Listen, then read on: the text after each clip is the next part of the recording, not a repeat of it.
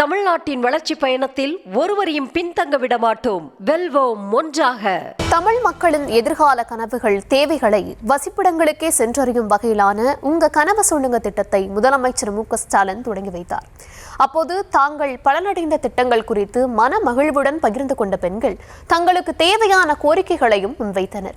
இந்த நிகழ்வில் பேசிய முதலமைச்சர் டெல்லிக்கு ஆமாம் சாமி போட்டு தமிழ்நாட்டின் உரிமைகளை அதிமுக அடகு வைத்ததாக விளாசியதோடு அடுத்த 30 நாட்களுக்குள் மக்களிடம் தேவைகளை கேட்டறிந்து மாபெரும் திட்டத்தை அறிவிக்க உள்ளதாக தெரிவித்துள்ளார்.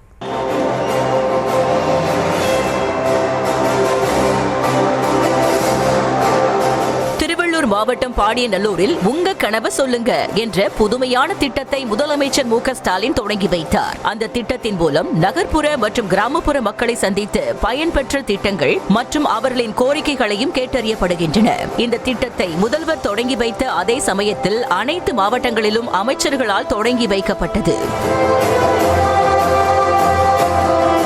இந்நிகழ்ச்சியில் புதுமை பெண் திட்டம், மகளிர் உரிமை தொகை, விலையில்லா மடிக்கணினிகள், விடியல் பயணம், நலம் காக்கும் ஸ்டாலின் உள்ளிட்ட எண்ணற்ற திட்டங்களால் பயன்பெற்றதாக முதலமைச்சர் மு.க.ஸ்டாலினிடம் பகிர்ந்து கொண்ட பெண்கள் நன்றியை தெரிவித்துக் கொண்டனர். இதோடு தங்கள் கிராமத்திற்கு மினி பேருந்து, வங்கி கடன், அனைத்து வகுப்பினருக்கு மானியம் உள்ளிட்டவைகளை செய்து தர வேண்டும் என முதலமைச்சரிடம் மாதர்கள் தங்கள் கனவை கோரிக்கையாக முன்வைத்தனர்.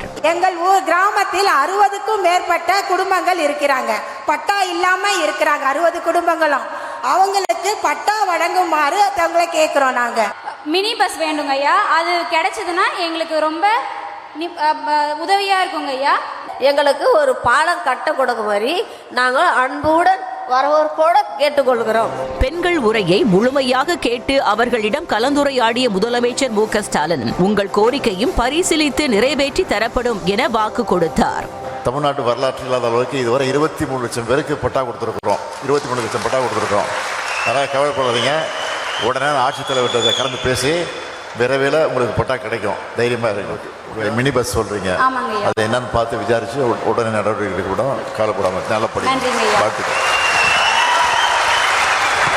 இதேபோல் மற்ற மாவட்டங்களைச் சேர்ந்த பெண்களும் காணொலி வாயிலாக இணைந்து தங்கள் கனவை முதலமைச்சரிடம் முன்வைத்தனர். மகளிர் சுய உதவி குழுக்கள் மூலம் சொந்தமாக தொழிலை தொடங்கி தொழில் முனைவோர் ஆகி உள்ளதாகவும் இது போன்ற திட்டங்களால் தங்கள் குடும்பமே பலனடைந்துள்ளதாக கூறிய பெண்மணி தங்களுக்கென வீடு வேண்டும் என தனது கனவை பகிர்ந்தார்.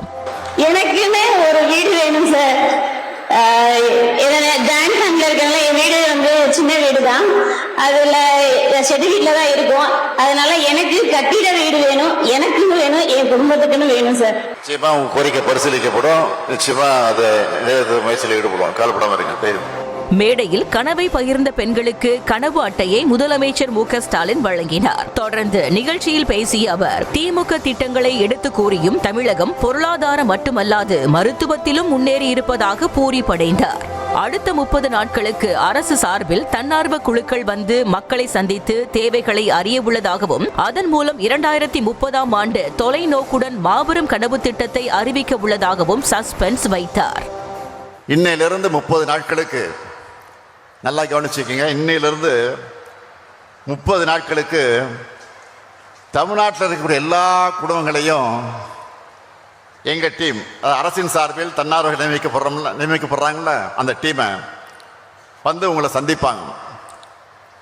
அவங்க கிட்ட உங்கள் கனவுகளை சொல்லுங்க. அதையெல்லாம் அவங்க டிஜிட்டல் முறையில் பதிவு செஞ்சுப்பாங்க. அதை எல்லாத்தையும் ஆய்வு செஞ்சு தமிழ்நாட்டுக்கான ஒரு மாபெரும் கனவு திட்டத்தை அறிவிக்க போகிறேன். 2030ஆம் ஆண்டுக்கான தொலைநோக்கு பார்வை கொண்டதா அந்த கனவு திட்டம் இருக்கும். மேலும் டெல்லிக்கு ஆமாம் சாமி போட்டு தமிழகத்தின் உரிமைகளை அடகு வைத்து ஆட்சியில் இருந்த அதிமுக தற்போது எதிர்க்கட்சியாக இருந்து கொண்டு உண்மைக்கு புறம்பான செய்திகளை பரப்புவதாகவும் மத்திய மாநில அரசுகளுக்கு இடையே பாலமாக இருக்க வேண்டிய ஆளுநர் RN ரவி தமிழக சட்டமன்றத்தில் நிறைவேற்றக்கூடிய திட்டங்களுக்கு முட்டுக்கட்டை போடுவதாகவும் சாடினார். ஆட்சி பொறுப்பில் இருந்தப்போ தமிழ்நாட்டு உரிமைகளை எல்லாம் ஆமாம் சாமி போட்டு அடகு வச்ச அதிமுக இப்போ எதிர்கட்சி ஆனதுக்கு பிறகு உண்மைக்கு புறம்பான போலி செய்திகள் எல்லாம் உருவாக்கி அவதூறு செஞ்சுக்கிட்டு இருக்கிறாங்க, பரப்பிட்டு இருக்கிறாங்க. தமிழ்நாட்டுக்கும் ஒன்றிய அரசுக்கும் பாலமாக இருக்க வேண்டிய கவர்னர், ஆளுநர் என்கிற அந்த பொறுப்பில் இருக்கக்கூடியவர் என்ன பண்ணுறாருன்னா உங்களுக்கே தெரியும். உங்களுடைய எண்ணங்களை பிரதிபலித்து சட்டமன்றத்தில் நாம் நிறைவேற்றக்கூடிய சட்டங்களுக்கு முட்டுக்கடை போடுறத தன்னுடைய முதல் வேலைன்னு ஆளுநர் செயல்படுறார். அரசின் கஜானாவை அதிமுக சுரண்டியதாகவும் அவர்களது ஆட்சி காலத்தில் தொழில் நிறுவனங்கள் அஞ்சி ஓடியதாகவும் வீழாசினார்.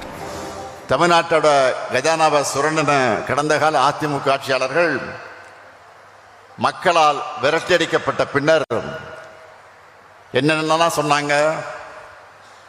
நாம் மகளிருக்கான உரிமை தொகையை கொடுக்க மாட்டோம்னு சொன்னாங்க.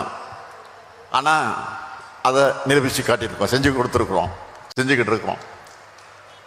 1,31,00,000 மகளிருக்கு மாதந்தோறும் 1000 ரூபாய் அக்கௌண்ட்டில் இன்னைக்கு போடப்பட்டு கொண்டிருக்கிறது. அடுத்து என்ன சொன்னாங்க? போக்குவரத்து துறை நஷ்டத்தில் இயங்குது, இதில் எங்கே இலவச பயணம் கொடுக்க போகிறாங்கன்னு சொன்னாங்க. நான் ஆட்சி பொறுப்புக்கு வந்த மறுநாள் பெண்கள் எல்லாரும் நகர பேருந்துகளை விடிய பயணம் செய்ய முதல் கோப்பில் முதல் கையெழுத்து போட்டவன் தான் இந்த ஸ்டாலின்.